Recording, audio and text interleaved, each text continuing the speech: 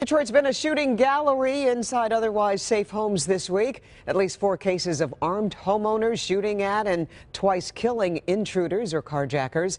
Today, Detroit Police Chief James Craig came out in support of the armed homeowners.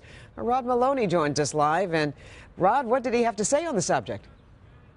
Well, you know, Carmen, it's not often you hear the police chief of a major city encouraging residents to arm themselves. But in this case, that's what the police chief is doing. He is saying essentially that if thieves and robbers are going to come in and rape and pillage or worse, they need to be aware that the homeowners are going to be ready. A lot of good Detroiters are fed up.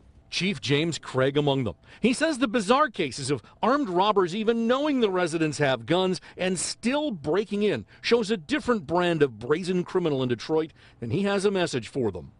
The message should be that, you know, people are going to protect themselves. They're tired.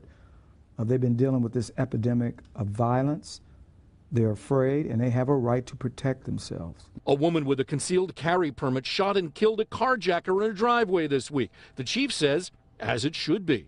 You know, if you're confronted with an immediate threat to your safety, you never have time to dial 911.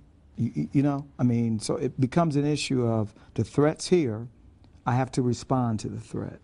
He is careful to point out, unlike the Dearborn shooting of a few months ago, where an injured woman was merely knocking on a door when the homeowner fired through it, there needs to be a true threat coming at you, and you can't chase someone down the street with your gun.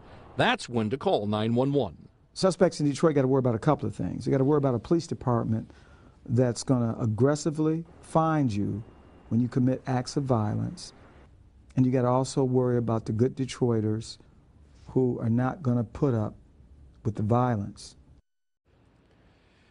And so the chief points to the CVS carjacking of about a week ago. There are now 3 arrests in that case. And there have been several other cases in the past couple of weeks where the police department has been very aggressive in finding and arresting suspects. He says you can expect more of that in the weeks and months to come. Back to you.